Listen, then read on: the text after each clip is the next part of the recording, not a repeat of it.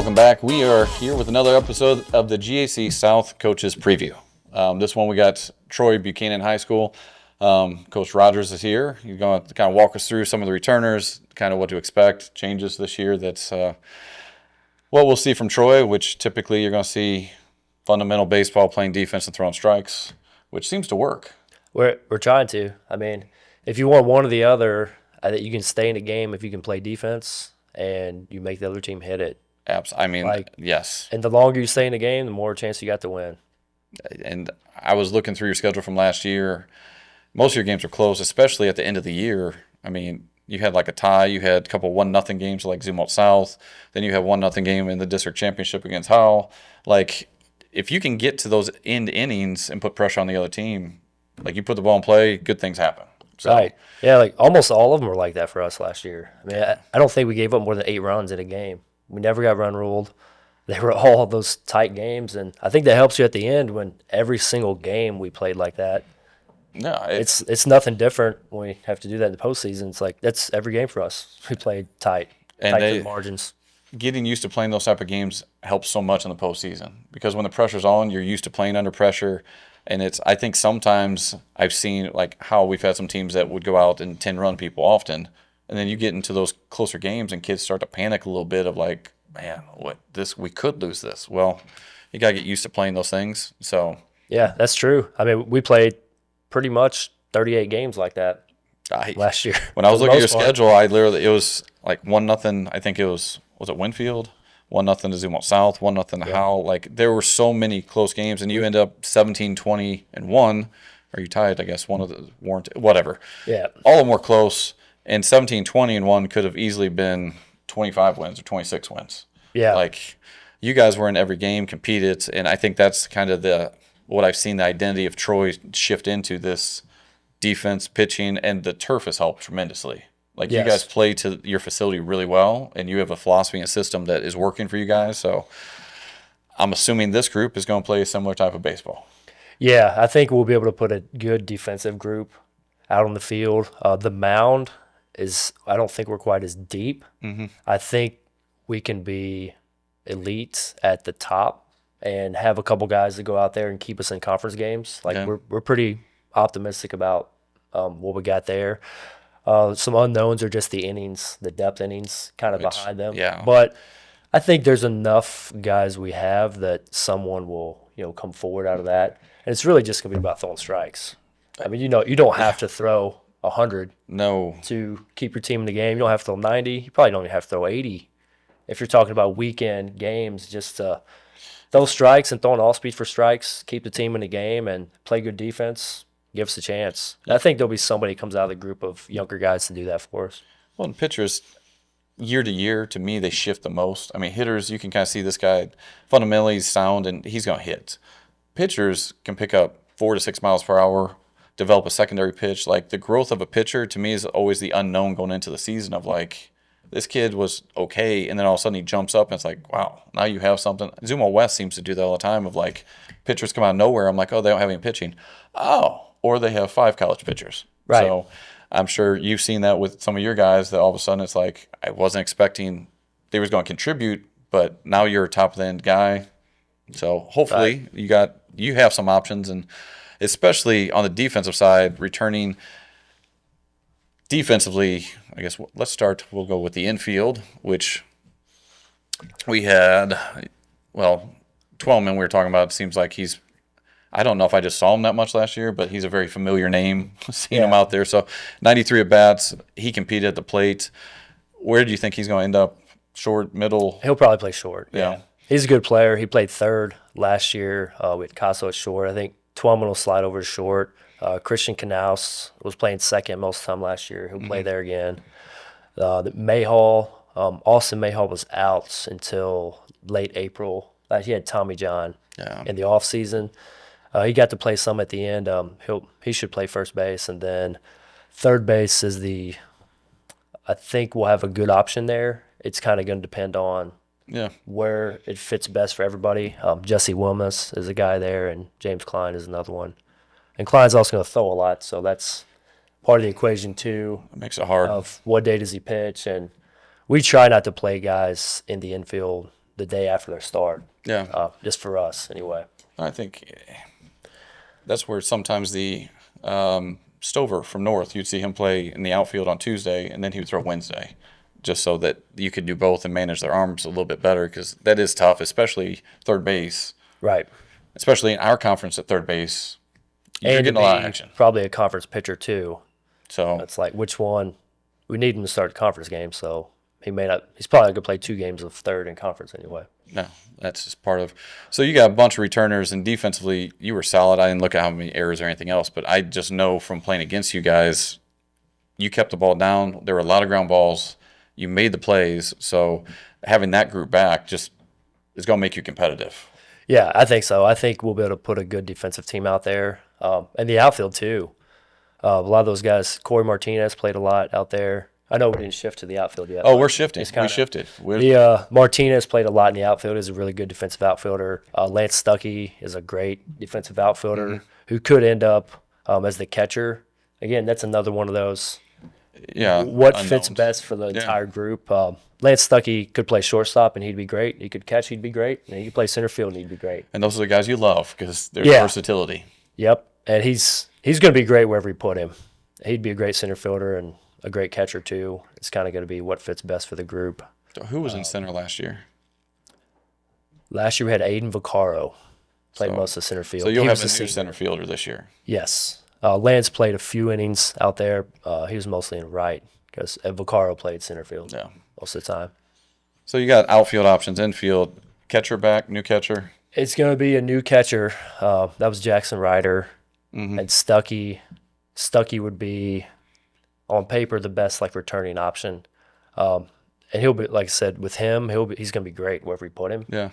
And what's the best combination for the group as far as the team defense. But I think however it plays out, it should be a good defensive unit across the field. You look at it on paper and things make sense, and then you go into tryouts and all of a sudden you see things people change. And it's like, wow, I understand we are in the middle of winter talking about this stuff. So right. We know what Lance offers, but then you have juniors coming in who played JV last year. Like Jacob Frazier is a kid who's a junior that played JV as a catcher. He caught all summer. He's one to look out for there. It's like, what does his improvement look like? We already know what Lance is. Lance has been with the varsity the last 2 years, and he's not too far behind Ryder in terms of his strength as a catcher. But, is the team better with another guy at catcher and him in the outfield because he's great there, or do we need him to catch? But those things will work themselves out, all off season and going into the spring. We'll have time to see what's going to be the best option for the team defense. Do you do much? I know there were some contact days that you can use. Do you do much with those days? We do. Yeah, we use all the 3 hours a week, all January and February. We do. Some schools really emphasize those, and other teams not so much. That's why it's always interesting to see which schools really do it. And with turf, it probably is. We were able to get outside a couple times during that time last year. I mean, if you get a 40, 50 degree day that pops up in January, February, we just moved it to outside. Now with the turf, I mean, that's a blessing to have that. But we felt like those things are important to get our team together. If we're trying to have a group of guys that want to play together. I know some programs have gone away from doing much with that, but we feel like it helped us just to start to get excited for the season, for playing Troy baseball, and get the whole team together doing stuff. Absolutely. And they're doing stuff with their program, their club teams as well. But I think using the time that's available to try to get us to be thinking about playing as a team, I think it's been beneficial for us. And the club side of it obviously has changed kind of the role that high school plays. Like a lot of the club stuff, the hitting coaches, the pitching assessment, all that stuff, specialized. So do you focus more on team defense when you're together, or how do you balance kind of what they're getting from club and then what you need to make sure they're on the same page for the high school season? I'd definitely say it's more about the team. Yeah, team defense. And we do individual skill work too, but definitely a team concept with that. Well, for them to understand your expectations, because you go from club to club to club, every kid's kind of the expectations are different between clubs, and then they come to high school. So I think it's beneficial for them to it be clear, hey, this is the philosophy, this is how we're playing, and team baseball looks different at Troy than it does at some other schools. So to utilize that time, especially with turf, makes a lot of sense. Yeah, that's how we've been approaching it.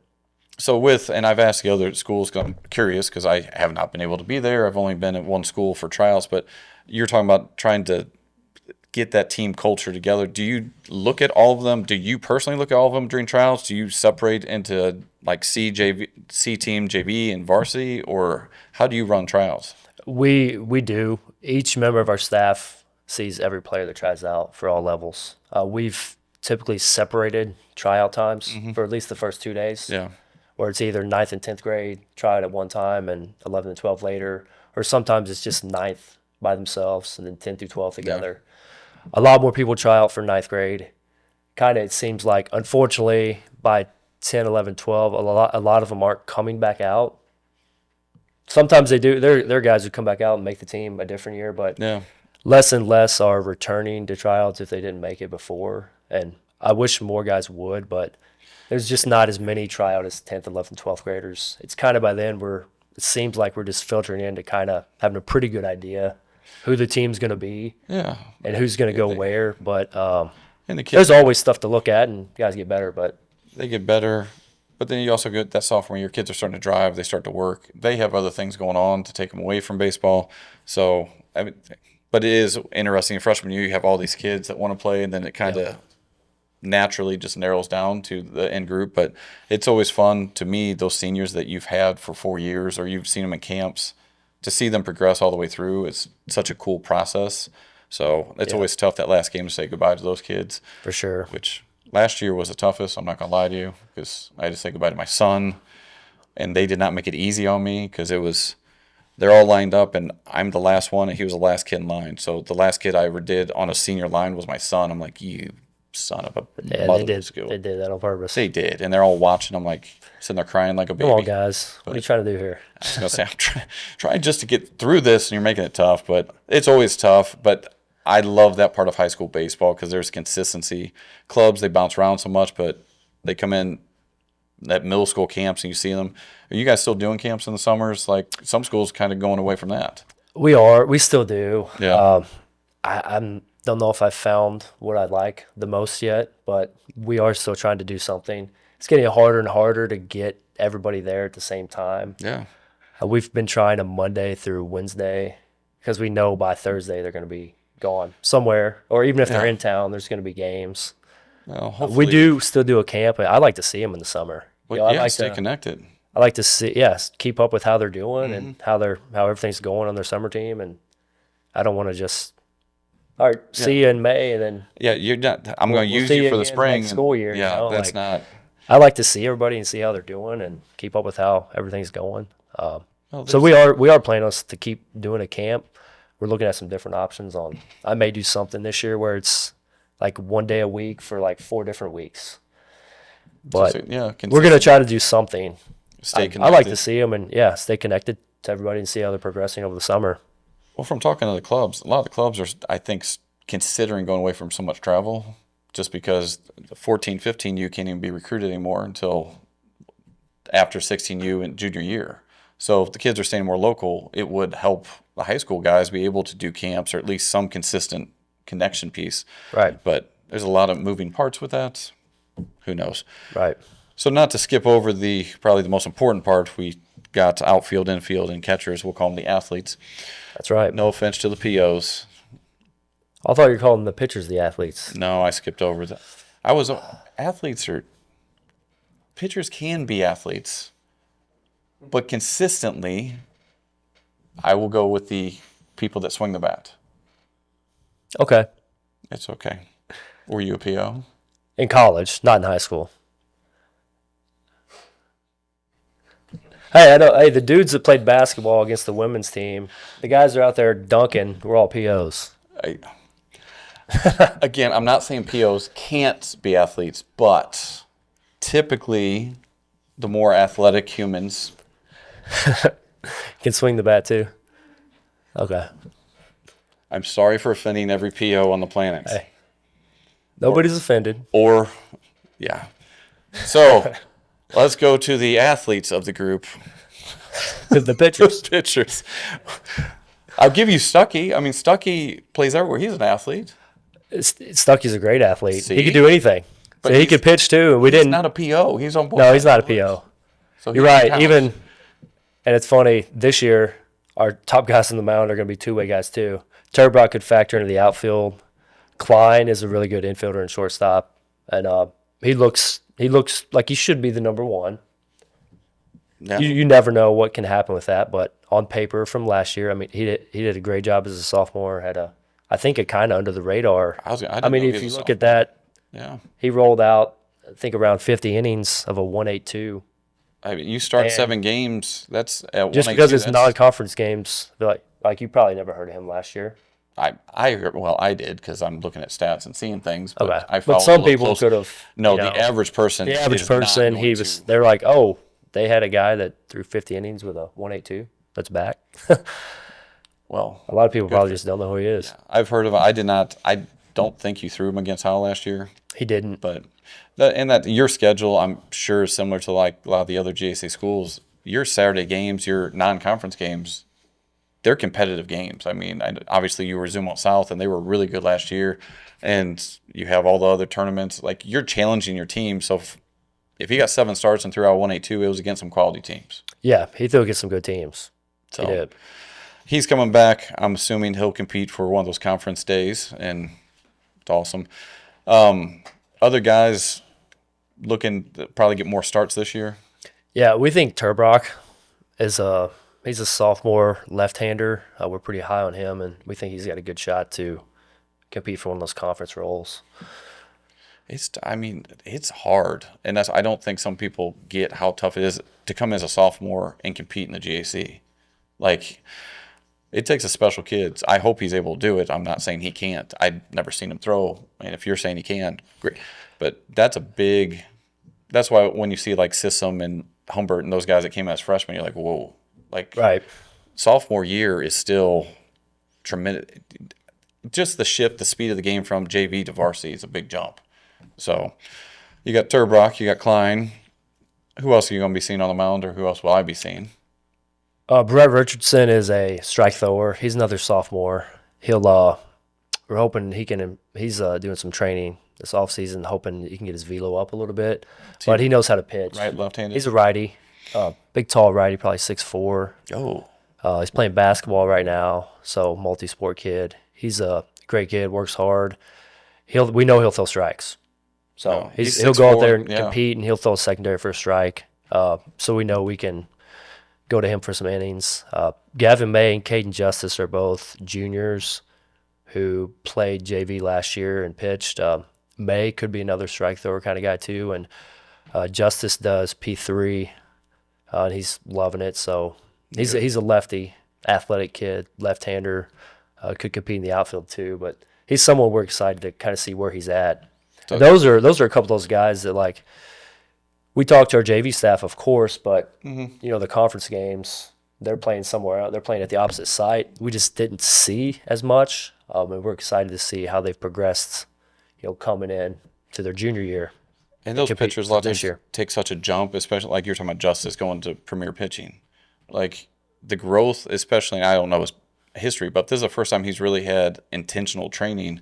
The jumps you can get pretty quick, it's impressive. And it seems like, just going through, you got some younger guys that throw strikes, which typically develop into older guys that have velo and throw strikes. That's a dangerous combination with a good defense. Yep, that's what you hope for. So Justice did do that last year too, but he was hurt a lot of the season as well. Unfortunately, he didn't get to throw that much or play that much because he had a wrist injury. So we're excited to hopefully see him healthy and strong and see what he can do this year. Good. You definitely got a lot of options. So offensively is the part that I think around the conference really struggled last year. Like, every team from everyone, the offense was just down. And I think the pitching is a huge part of that. The pitching, I talked about it on the show with a couple other. Velo's been velo for a long time. But I think some of the going to P3 or going to ACE, like you were talking about, I don't know if you said with Mayor Justice Richardson or what, I think it's whatever, that he throws a secondary pitch for a strike. If you can do that in high school, you can be effective just because most high school hitters don't attack off speed. So if you can get ahead with off speed, you've put yourself in good position. Yep. And your pitchers have done a great job doing that. Like they pound the zone. That's why everyone you said they strike through. I'm like, well, I'm starting to see a pattern of like you only put people out there that throw strikes, which seems to work. That would be the idea. Yeah. Yeah, That's a good strategy if you can find people to do it. If you can throw strikes, it makes a big difference. And just know that against us too, it's harder to score and hit against guys that throw strikes. If they put a couple runners on by walk or hit by pitch, and we got a lot of athletes that can run and we can steal bases and make some things happen. Well, it's definitely tougher for the offense when guys make them earn their way on. Then some of these younger guys develop offensively, all of a sudden you're putting up 5-6 runs a game. It's tough to beat. So it'll be 5's like 10 in the G.A.C. South. There's many times you get to 5, it's like I feel pretty good, but I would feel really good if you get to 5. Yeah, feel pretty good about it for sure. So, Troy has done a great job of consistently playing, throw strikes, play good defense, try to scratch, manufacture some runs, and I don't see this group, from what you're saying, being any different. And I think defensively, with all those guys back, it's going to be a tough group to beat. That's the goal. So, and that's you get into conference, if you can go 5-5, 6-4, you've had a great year. Absolutely. And that's what, like how Central jumped up last year and was 7-3 when no one expected, because the 3 strikes, play defense. Yep. Keep you in games, and at the end of games, you never know what's going to happen.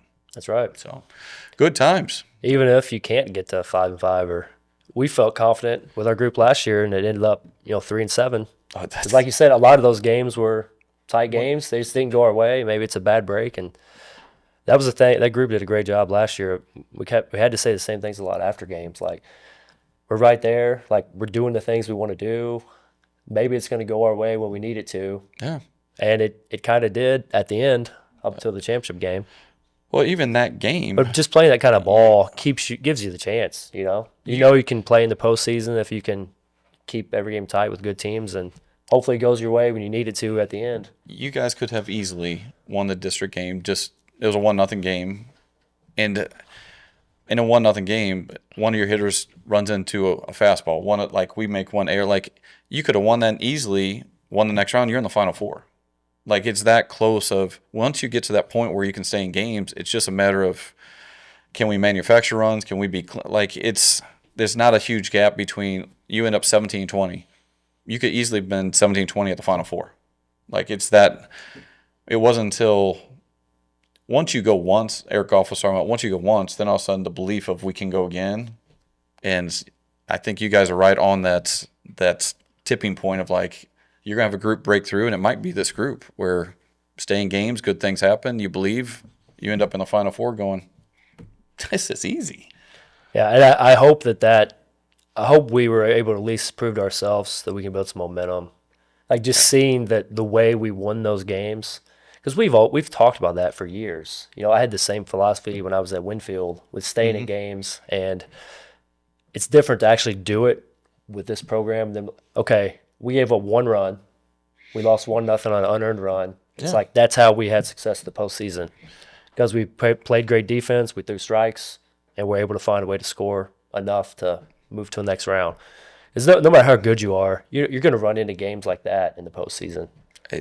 So you're going to run into somebody that keeps you from being able to hit, and you're going to have to win tight. You're going to have to win by throwing strikes and playing great defense. Well, the Howe lineup last year had several D1 hitters, several college hitters. We didn't you bunted home to win 1-0. Yeah. So that's the part that's like on an unearned run. in high school, and that's why I love high school baseball. If you get a collection of kids that understand the goals, the philosophy, the identity of the program, and they execute that, you can compete with teams that might have on paper more talent. It doesn't matter. Like, you have to go out and actually, I promise you, going into the game last year with you guys, our kids weren't going, oh, this is Troy, it's an easy game. They were all like, man, we're going to have to find a way to win.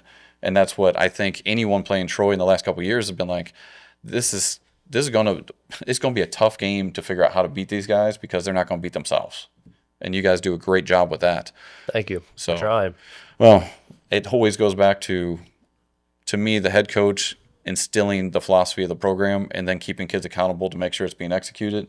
And it's obviously Elmendorf had his philosophy, and then seeing what you're doing, it's both are effective, but it's very clear what you preach and what these kids buy into, and it's fun to watch. Thank you. I hope this year these kids jump up, have a great year. I can say that now that I'm going to be sitting behind the fence watching. Right. Like, it's a lot easier when I'm not attached to anything, so it's been good. But I appreciate you coming on and talking about these kids. I mean, Yeah, thanks for having us. hopefully you guys have a tremendous year. It'd be great to see you in the Final Four. You deserve it. You've worked hard, and these kids are working hard. So Thank you. Thank you. Appreciate it. Thanks for having me. are you a little jealous that you're not the only one with turf now? Just a little, No. I mean, you kind of get the feeling that it's just a matter of time. It's gonna happen. Beckman's Because so excited.